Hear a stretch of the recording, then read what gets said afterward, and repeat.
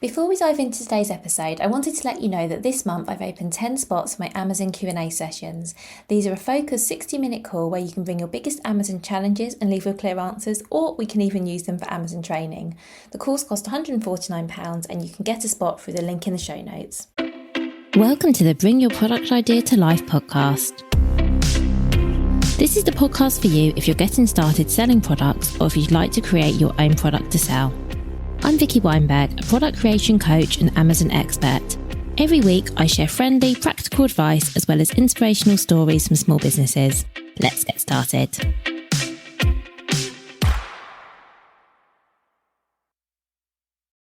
Hi, and welcome to another episode of Bring Your Product Idea to Life. So today I want to talk about 3 really simple but really essential checks that I want you to make before you decide whether Amazon is the right place to sell your product. I think this is really going to help you understand how you can reduce frustration, how you can avoid wasting time, money and effort just by doing a little bit of research up front. Amazon, as you may well know, can work brilliantly for lots of businesses and lots of products, but it doesn't work brilliantly for everyone. And in this episode, I want to give you hopefully a little bit of clarity on whether Amazon is something that's worth pursuing for you. Many people I know feel unsure if Amazon is right for them, and I really hope that's going to help. My aim today, I should say, is to help give you a bit of clarity and not to convince you, because I've said before, and I will say it so many times, Amazon definitely isn't for everyone, but for those who it is right for, it can be a great opportunity. So the 3 checks I want to talk about are: can you sell it? Do people want it? And can you afford it? And if you can say yes to all of these, then I would say Amazon is definitely a marketplace worth considering. And if you have any no's, then it definitely needs a bit more thought. So let's start with the first thing I want you to think about, which is, can you sell it?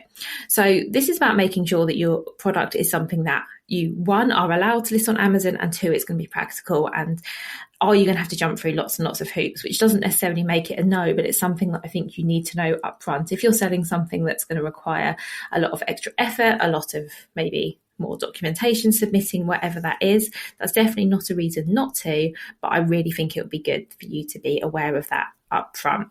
So let's start with, most things can be sold in Amazon in the UK. This is good news, isn't it? There are a few things you can't sell. So you can't sell vehicles, you can't sell weapons, you can't sell clothing made from animals, you can't sell CBD products, except for a few exemptions to this.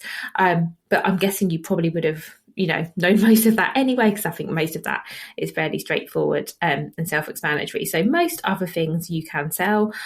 However, that of course wasn't a full list. I was just pulling out some of the more extreme examples. So do always check Amazon's restricted products guidelines, which is on the Amazon seller website. So before you even think about opening an account with Amazon, if you go to the Seller Central site, there's lots of information about what can and can't be sold on Amazon. There's information on fees. There's all sorts of things on there. So go and take a look. There are also products that can be sold on Amazon but might need extra steps. So for example, right at the moment, at the time of recording anyway, because this does change, you need to request approval to sell in the jewellery category. Now, that might not be the case today. That is the case today. It might not be the case when you record, because that does change. I know that a few years ago you needed to request approval to sell in the toy category, for example. I don't know if that's still the case today. I'm not working for any toy brands, but these things can and do change, and it's often to do with the number of sellers in a certain category, how competitive it is. But then there are also certain product types where they want you to go through some extra checks before you can sell as well. So that's something to think about. There are some products that you can sell, but you can't use FBA or fulfillment by Amazon. So, for example, products with hazmat restrictions, oversized products, you might not be able to send in for FBA. And then there are other products that might need safety data sheets, or maybe extra documentation. Maybe you need some sort of certification, for example, anything that could be classed as hazardous. Couldn't get that word out then. Beauty products, you often need safety data sheets. You might need some sort of compliance checks, depending on the products. If you're selling toys, for example, they might want to see your CE safety marking certificate. There's all kinds of things like that to consider. And I'm sure you'll have all of this, but it's just worth knowing. And also, if you sell alcohol on Amazon or anything containing alcohol, so maybe you've got chocolates with alcohol in, you do require the relevant licensing as well. Requirements, as I said, can and do change. So even if you've checked this once before, maybe you checked this all a while ago, do check again before listing. Things might have changed in your favour. So, for example, you might have been looking a year ago at a category that required approval. That category now could be wide open, or it could also be that you're looking to sell something and you don't realise that there's going to be a requirement. Maybe something's changed.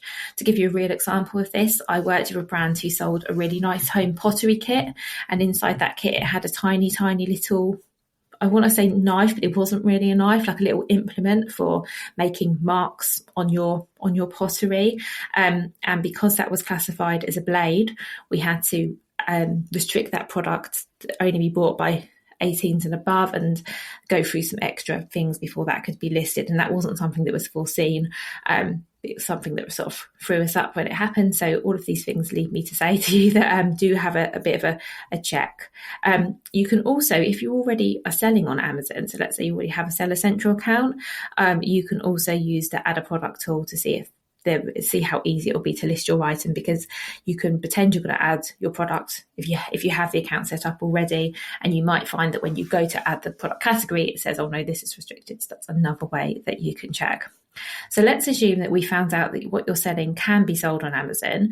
The next check we want to talk about is, do people want it? So this is about checking the demand for your product before we start to invest. You don't need to pay for fancy software to do this, by the way, to get a sense of the demand. You can do this yourself. You can go to Amazon, you can search a product similar to yours, and you can look at how many results appear. That's one thing you can look at.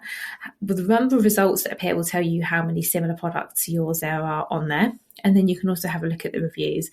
So if there's lots of products with a high number of reviews, then that tells you that these products are quite popular, which can be a good thing. One thing I will say is, I don't want you to worry if you go and look on Amazon and there are lots of products like yours and they've got lots of good reviews and think, well, actually that means there's no space for me. It doesn't necessarily mean that. It means products like yours are in demand, and it means people are buying them and they like them. What it does mean is, when you go to list your product on Amazon, and we've spoken about listing in other episodes, always feel free to contact me if there's if you want support with something and you're thinking, actually, is there an episode on this? Chances are there will be. I can point you in the right direction. So I've done some episodes about product listings, and something that will be really important if you're going into a category where there are other products and they are selling and they do have reviews, is to make your product stand out so people understand why to buy yours over someone else's. But actually, seeing other products on there like yours is a good sign. Sometimes it can be harder to sell a completely unique product.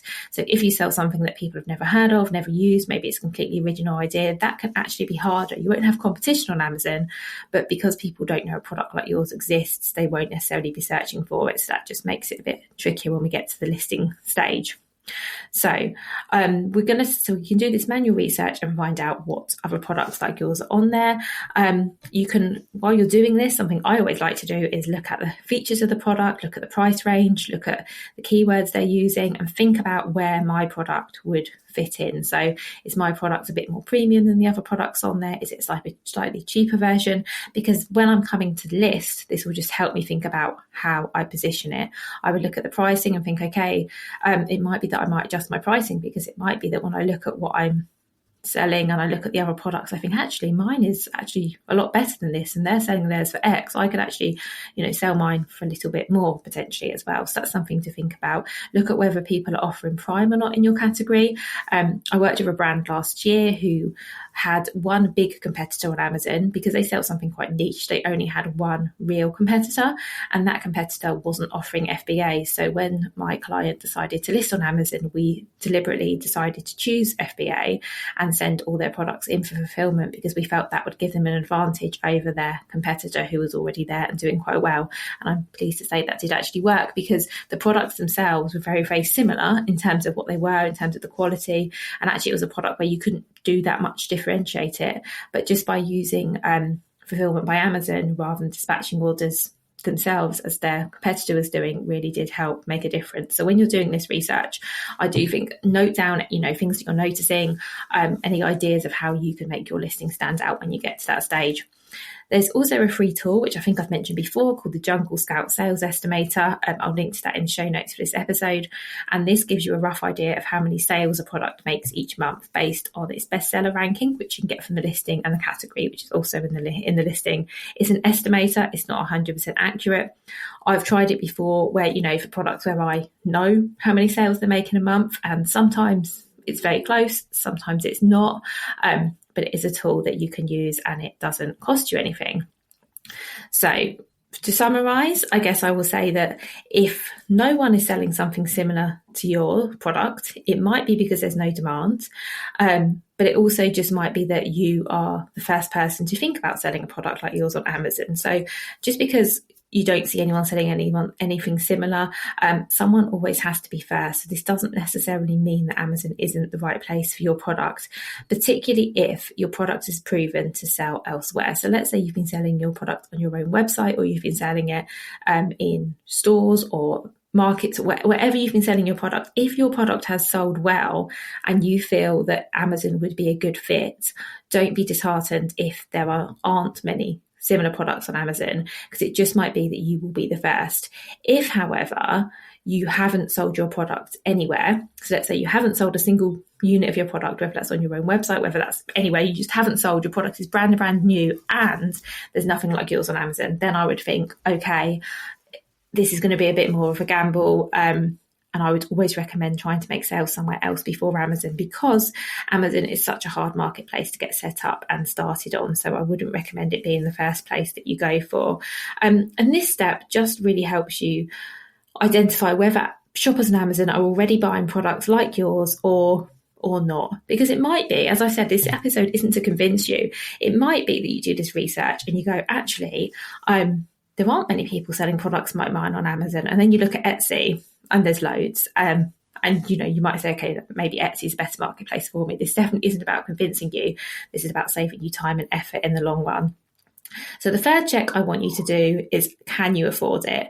And this is basically about understanding the cost involved on selling on Amazon and making sure that you're selling on Amazon will and can be profitable for you, because selling on Amazon, like selling anywhere, costs money. There are lots of fees to consider. The fees vary by category, they vary by fulfillment method. There's a lot to take on board, but I want you to know before you start the cost to expect, so that you have an understanding of whether Amazon will actually make you money or cost you money. Because what you don't want to do is put all this money into getting set up, start selling, and find that you're barely breaking even. That's not going to be a good place to be, particularly if you've paid for the setup as well. So let's start with the basics. So if you have a professional Amazon seller account, pay £30 a month for that. I always recommend the professional account. You get a lot more features and it doesn't cap how many sales you can make a month. So that is essential. Then you're also going to pay a referral fee for every product that you sell. I should actually say you don't pay to list on Amazon. So it's not like eBay. You don't pay any money to have a listing. So that £30 a month fee means you can list as many products as you like, but every time you make a sale, you pay a referral fee, which is a percentage of the total price.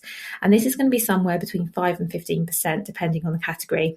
Something people ask me a lot is, how much would it cost to sell my product on Amazon? And unless I know them and I know their product and I know what it is, I can't really give an answer, because there's lots of factors involved here, which is why I'm going to talk you through the ones to look at. So there'll be a referral fee, and you can actually get that from the Amazon seller website. So the external website as well, you don't have to be on Seller Central already. You can get that from the external Amazon seller website. You can find out what the fees will be for the category you're selling in. And then if you're going to use Fulfilled by Amazon, then there will be fees.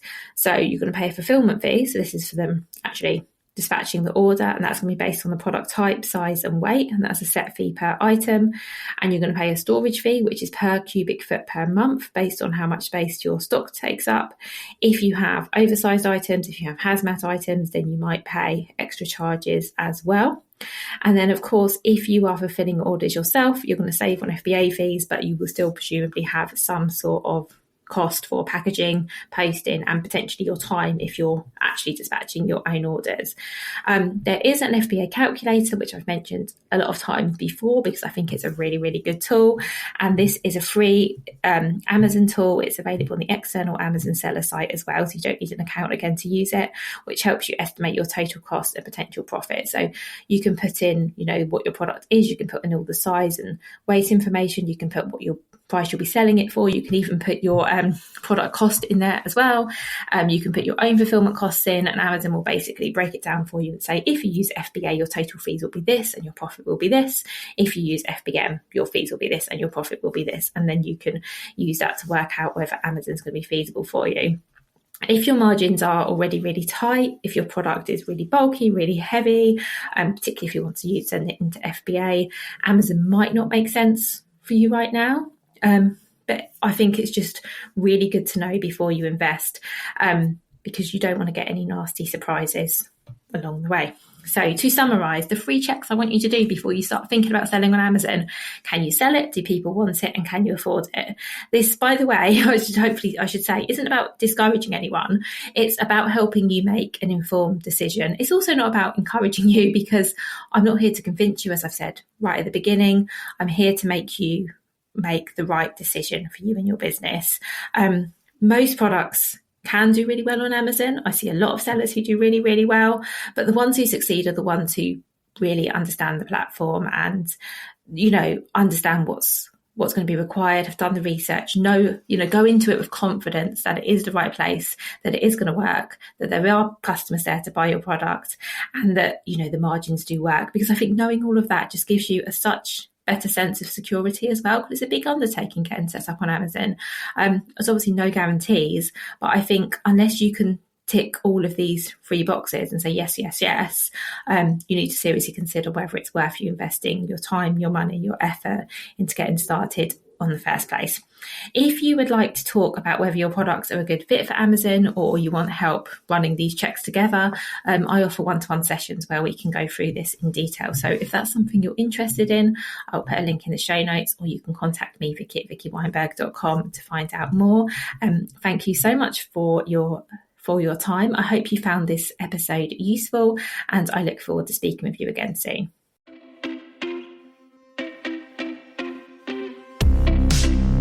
Thank you so much for listening right to the end of this episode. Do remember that you can get the full back catalogue and lots of free resources on my website, vickyweinberg.com. Please do remember to rate and review this episode if you've enjoyed it, and also share it with a friend who you think might find it useful. Thank you again, and see you next week.